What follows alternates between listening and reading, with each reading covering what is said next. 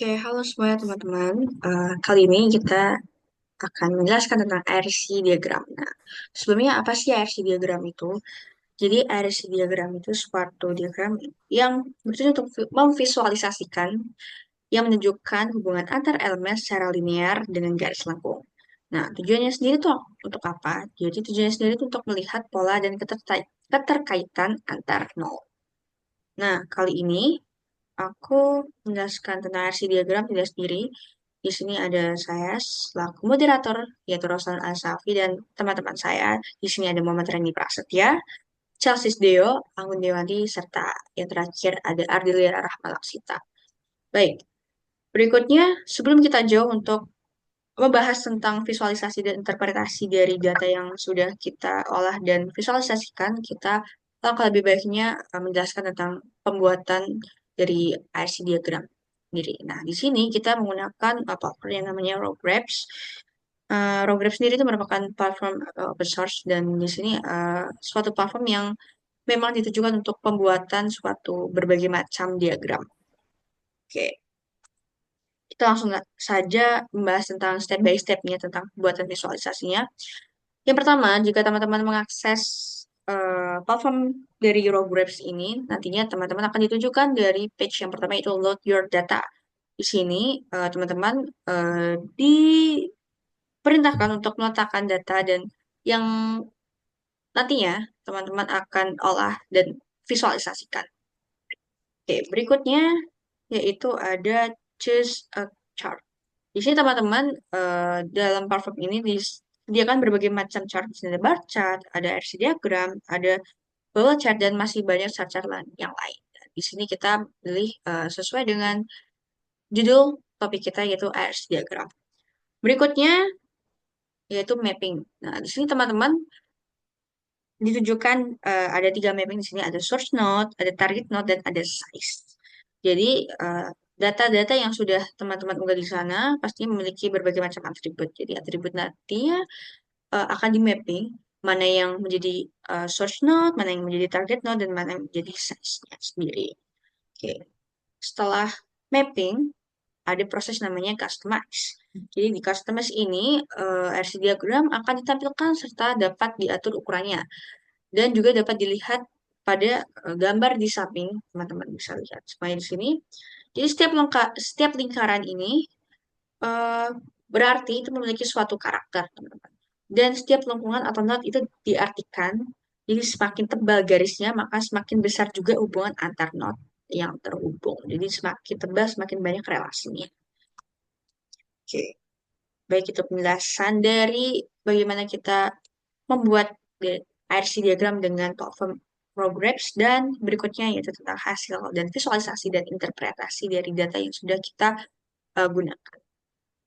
Saya alihkan ke penjelasannya ke rekan saya yaitu Ardelia Rahmawati. Padahal dipersilahkan. Baik, baik, terima kasih kepada Rosanur Island yang ada saya Sofi sebagai moderator. Dan di sini teman-teman kita akan menjelaskan nih tentang 5 visualisasi data. Di sini ada 5 data yang kita ambil. Pertama ada Game of Thrones Characters. Di sini akan menggambarkan interaksi antar karakter dalam serial, memperlihatkan siapa yang paling berinteraksi.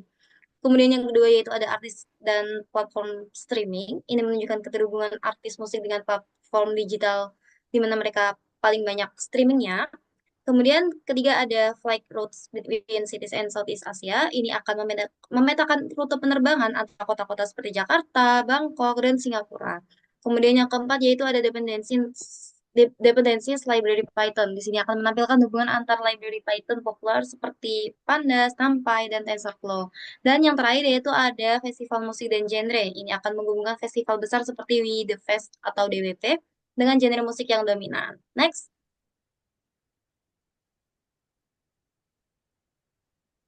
Oke, baik. Yang pertama kita masuk pada visualisasi pertama yaitu ada artis and platform streaming. Di sini menunjukkan hubungan antara artis musik dengan platform digital seperti Spotify, YouTube, dan Apple Music. Next. Nah, jadi di sini ada 3 artis yaitu Nicki, Rich Brian, dan Joji, dan ada 3 platform juga. Ada Spotify, YouTube, dan Apple Music. Nah, semakin besar lingkarannya, maka entitas tersebut juga memiliki keterkaitan yang lebih banyak, di mana lingkaran dari terbesar dan keterkecil di antara platform streaming itu dimulai dari Spotify, kemudian yang kedua ada YouTube, dan yang terakhir yaitu ada Apple Music. Kemudian sedangkan lingkaran dari terbesar ke terkecil di antara artis itu ada Joji yang lingkarannya paling besar, kemudian dilanjutkan dengan Nicki, dan yang terakhir ada Rich Brian. Di sini menunjukkan bahwa urutan keterkaitan entitasnya itu berdasarkan ukuran lingkaran dan ketebalan garisnya. Nah, karena tadi kita udah bahas lingkarannya, sekarang kita melanjutkan ke ketebalan garisnya. Di sini semakin tebal garisnya, maka hubungan antara dua entitas itu semakin kuat atau semakin sering terjadi. Joji memiliki garis paling tebal di antara artis lainnya, di mana platform streamingnya itu paling banyak ada di Spotify dan YouTube.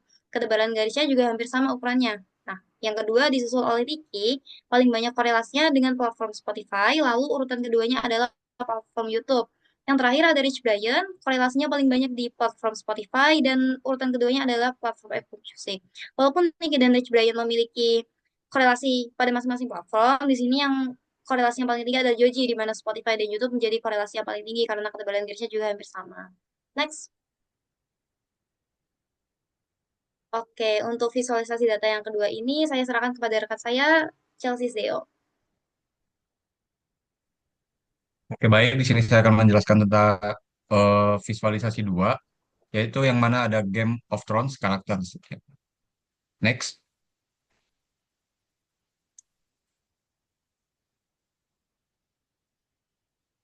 Diagram ini menunjukkan hubungan antar karakter utama dalam Game of Thrones. Setiap lingkaran mewakili satu karakter dan ukurannya menunjukkan seberapa banyak karakter tersebut berinteraksi dengan karakter lain. Karakter seperti Tyrion, Lannister, dan lain-lain. Lengkungan antar node menunjukkan adanya hubungan seperti konflik atau percakapan. Semakin tebal lengkungannya, semakin kuat intensitas hubungan tersebut. Next. Visualisasi berikutnya akan saya serahkan ke teman saya.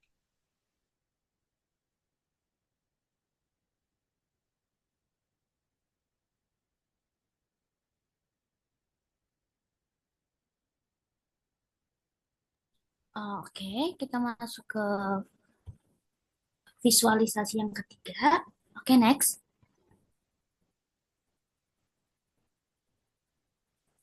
Oke, di sini ada flight route between city in South Asia. Jadi di sini itu sebuah visualisasi yang menunjukkan jaringan koneksi antar kota di Asia Tenggara seperti di Jakarta, Singapura, Kuala Lumpur, Bangkok, terus ada Ho Chi Minh dan Denpasar itu menggunakan tata letak melingkar atau biasa disebut circular layout. Nah, setiap titik atau node mewakili kota dan garis yang melengkung itu tuh menunjukkan hubungan antar kota tersebut. Nah, kalau untuk ukuran titik yang menunjukkan seberapa sering kota itu terhubung dengan kota lain semakin besar kayak eh, Jakarta ke Singapura dan Kuala Lumpur. Nah, kan kelihatan juga kan. Jadi ada pusat koneksitasnya dan node ini atau titik ini yang lebih besar itu dan banyak juga koneksinya.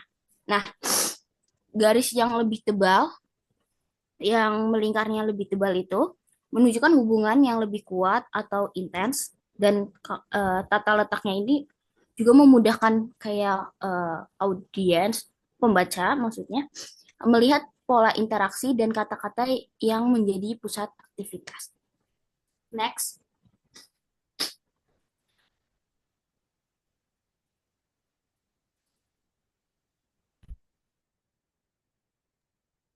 Oke, selanjutnya untuk visualisasi keempat, yaitu ada dependencies library Python, yang menampilkan hubungan antar library Python.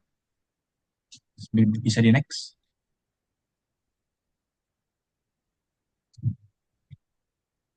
Oke, arc diagram ini menggambarkan keterkaitan, ketergantungan, atau bisa disebut sebagai dependencies antara library-library Python yang umumnya digunakan dalam pengembangan machine learning dan ilmu data, seperti Pandas, Seaborn, NumPy, dan Matplotlib. Selanjutnya, setiap lingkaran mewakili satu library, dan ukuran lingkarannya menggambarkan tingkat keterkaitannya. Semakin besar lingkaran, semakin banyak library lain yang terhubung atau berinteraksi dengannya. Sebagai contoh, library seperti NumPy, TensorFlow, dan Scikit-learn memiliki jumlah node yang besar, menunjukkan peran penting mereka dalam ekosistem Python untuk perhitungan numerik dan juga machine learning. Lengkungan yang menghubungkan node ini menunjukkan adanya keterkaitan yang saling bergantung. Semakin besar lengkungannya, maka akan semakin kuat atau umum hubungan tersebut.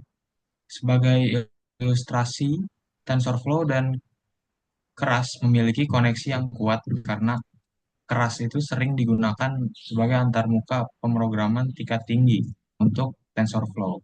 Begitu pula dengan Scikit-learn terhubung erat dengan Joblib dan SciPy yang mencerminkan pemanfaatan luas dalam fungsi-fungsi internal Scikit-learn. Boleh di next?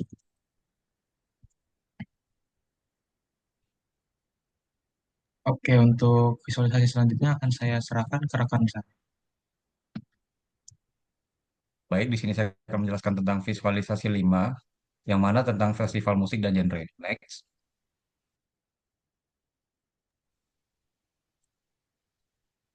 Jadi kita bisa melihat hubungan antar festival musik dan genre ditampilkan dalam bentuk arus diagram yang sudah dilengkapi dengan pengaturan ukuran setiap node dan tebal garis koneksi. Jadi semakin tebal lingkaran, maka entitas tersebut memiliki keterkaitan lebih banyak, dan semakin tebal garisnya, maka hubungan antara dua entitas itu semakin kuat dan sering terjadi.